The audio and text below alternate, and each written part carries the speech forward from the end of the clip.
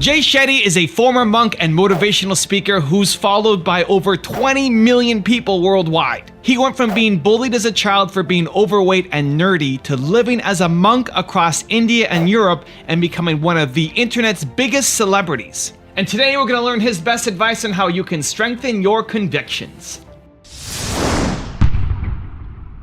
Rise and shine, it's Entspresso time. I wake up every morning. Espresso keep me going. I wake up every morning. Hey, it's Carmichael, and every morning I bring you a shot of Entspresso to help you believe in yourself more and start your day with confidence. So good morning, I believe in you, and let's do this. Over to you, Jay Shetty. How do you deal with it when the doubt is coming from the people that you really love and you know they care about you? Yeah, it was hard. I didn't go to my I graduated, but never went to my graduation ceremony. So my mom doesn't have a picture of me holding my degree, and that was a big thing for her because I moved to India. I just went. So I never went to that, and that was a big thing for her. And actually, my parents, I'm very grateful. My mom and dad are actually fairly liberal and supportive of anything I've decided to do. It's my extended family that's had more opinions and been more involved in kind of stirring stuff up with my parents, if that makes sense. So the way I dealt with it was always asking myself these questions around, is someone invested in my future? Is someone going to be there for me when I'm struggling? And is someone paying my bills? Like, those are my three checking system of who matters in life, like your soul, your mind, and your paycheck. And I think the biggest thing I asked myself was just, am I going to look back if I don't do this? Am I going to look back, going back to the Alexander the Great story, am I going to look back on my deathbed and say, my mom and dad held me back? Because I may say I'm going to do it for them. I'm not going to do this decision because I respect them and love them. But am I going to hate them in the end or be bitter towards them or feel a negative feeling towards them because I feel they held me back? And if that's the truth, I never want to feel that about my parents. They're incredible. So I need to go and take the responsibility to make this shift. And I think the truth is that when we think people are holding us back, it's just us not taking responsibility for us to push forward. Like, that's all it is. Because the truth is, if you really, really, really, really, really want something, right? Like, if someone told you right now you had to get on a plane and there was $1 million in New York, no one would say, oh, my parents can't afford a plane. Like, no one would say that. You would do it. If you really wanted it, you'd get on a plane right now and you'd go pick that $1 million up. So it's our own insecurity that we reflect onto the people around us. And I think it's really important. I get it. There are people who are toxic around us. I get it. I had that too. There were people who were just like, literally people said to me, like, you realize you're going to fail at being a monk. You realize when you come back, no one's going to hire you. You realize when you come back, no one's going to want to be with you. You realize, there were so many things. Like, people like, you're going to be socially dead. Like, no one's going to care where you are. There was so much of that, but it didn't get amplified because I was strong in my conviction. So the way I dealt with it was just keep strengthening your conviction rather than trying to weaken the argument. Because the opinions of others will get weakened when you strengthen your own, right? That's how it works. You don't weaken someone else's to strengthen your own. Right. At some point, you have to realize that this is your life. It's not your parents' version of your life. It's not your husband or wife's version of your life. It's not your family's version of your life. It's your version. And when you can move from blaming others for where you're at to taking responsibility for where you're going, your whole life changes. So I was on an Instagram Live recently with a young entrepreneur who said he was tired of university. He didn't want to go to university anymore. His parents are making him do it. He's living at home. He hates school, wants to drop out and do his own thing, but he's upset because his parents won't support him. And this is a pivotal moment in a lot of people's lives. You want to do something. You've got this vision for your life and what you want to do. You know you don't like the path you're on right now. You want to switch and go do something else, but the people around you don't support you. The people around you say you can't do it. They tell you you're not good enough. They tell you, if you're under our house, you have to follow our rules. And at some point, whether you are, graduating into becoming an adult, or even once you are an adult and trying to get to the next step and it's still your family, you could be, I'm 40 years old. There's still lots of 40-year-olds who are still not chasing their dreams because of their parents and their spouse and their family telling them that they can't do it. You have to take responsibility for where you're at. And so I told this student in university, hey, if you want to drop out, awesome, if that's where you want to go, but you can't expect your parents to still pay for you. This is what being an adult is. This is what taking responsibility is. You want everything. You want to go off and drop out of school, do your own business, still stay at home, still have your parents finance everything for you, take no accountability, and go off and have fun building your business. That's not how it works. A lot of people will tell you, just do it, just go for it. You can do anything you want, awesome. But there's also the downside of it where you have to actually go through the hardships of now taking responsibility. So if you want to drop out of school and you want to go start your own business, awesome, I'm cheering for you. But you have to be willing to move out of the house. You have to be willing to now support yourself if that's what it comes to. Now, maybe you have really supportive parents and they're willing to help you do that. Maybe your husband or wife is supporting you and is super understanding for what you're doing. Maybe they're not. This is what holds a lot of people back, is you're not willing to actually take the responsibility to live the life that you want to live. You only want all the pluses and all the great things that come with it without the downside. And so if that's you, if you're struggling with that right now, you are that university kid, great, you have to figure out a way to live. Your parents might kick you out of the house. You might have to just leave because it's too toxic and negative for you, because they keep reminding you every day, go back to school. If you're in our house, you're under our rules. True, move out. Are you willing to do that? Now, how are you going to support yourself? You're going to get a job? Is your business going to grow fast enough for you to support yourself in your life, right? That's what taking responsibility is. And so you'll get a lot of people in your life who will tell you that you can't do things. And I fight against that. I believe you can do anything. I believe you've got Michael Jordan level talent at something, and you have to find it and you have to chase it down. But this is on you. You're reaching out and asking for help and trying to get other people involved to support you on your dream and what you want to build. But if it doesn't happen, if they don't come through for you, it's still on you. You can't blame your friends or your family for your situation. A lot of people are still stuck in blaming people for where they're at instead of taking responsibility for where you're going. Your life can look dramatically different than where you are right now. Dramatically different. You don't have to end up where you are right now. You don't have to end up like your parents. You don't have to end up like the other people in your family. You don't have to end up like that.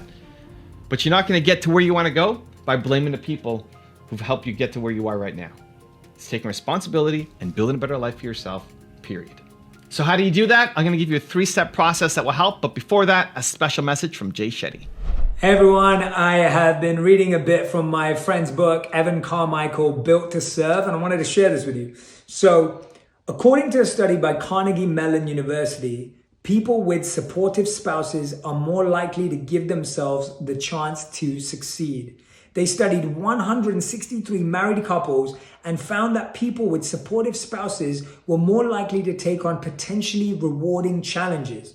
Those who accepted challenges experienced more personal growth, happiness, and psychological well-being. Now, I can truly say that I've experienced that in my life. When I first met my wife, I was just starting out. I had never released a video. I hadn't created any content, and she was such an important part of feeling supported on that journey. So whether you're in a relationship, whether you're dating, whether you're married, or even if you're single, being supported by friends and a strong community is important. Built to Serve by Evan Carmichael. Great book on how you can find your purpose and also on reminding us that we can all make a difference in the world. Thanks, Evan.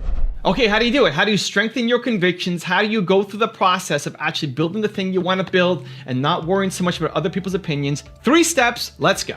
Step number 1 is get clear on what you want. What do you want?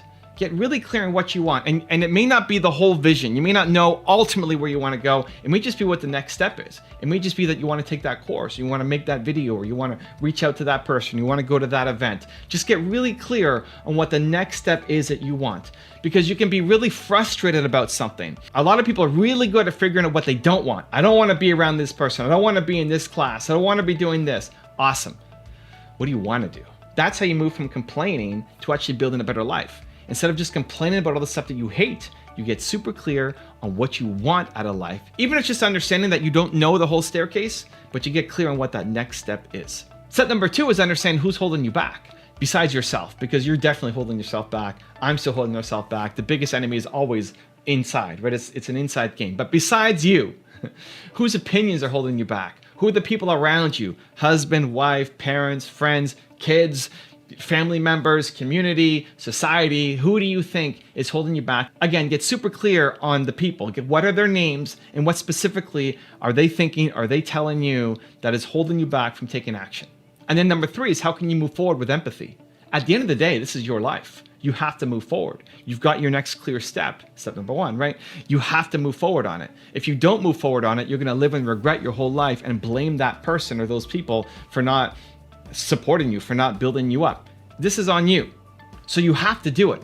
Now, your intention is not to cause somebody else harm. Your intention is not to make somebody else feel bad. Your intention is not to ignore people and make them hate you. That's not your intent. Some people may not understand what you're trying to do. So how can you move forward with empathy? How can you move forward understanding that that's how some of the people around you think? You're not trying to show them, you're not trying to prove them wrong, right? Living in that negative place won't help you build something great either. How can you move forward with empathy, not let their opinions hold you back, and still make sure you're taking that actual first next step? Now, I've got a really special bonus clip that I think you're gonna enjoy, but before that, question of the day, I wanna know, what is your next step? Let me know, put it down in the comments below. And if you made it this far in the video, you're still here watching, I wanna celebrate you. Believe Nation, we don't just watch videos, we do something about it. If that's you, if you commit to watching this video and then taking immediate action, give me a hashtag Believe down in the comments and also tell me where you're from. I wanna celebrate you. Here's the harsh reality. You're just not good enough yet. As Brian Tracy said, your true success in life begins only when you make the commitment to become excellent at what you do. This is the gap that I see in most people's lives. They've not yet made the commitment to become extraordinary. And the reason that they haven't made that commitment yet is they don't believe that they can. They're afraid of what it might take to get there. They just don't want it enough. That's the reality. Most people don't want it enough to face all of that. They don't want to face their inadequacies. They don't want to accept that they're going to have to go through that process, that gut-wrenching, back-breaking process of becoming great. And every day lulls them into this sense that there's always time to do it tomorrow. But the reality is there is only now. There is only today. And if you really want to do something with your life that leaves your own jaw on the floor, that leaves you in awe of what you've done, you're going to have to admit you're not yet good enough. That you've got to put in that work.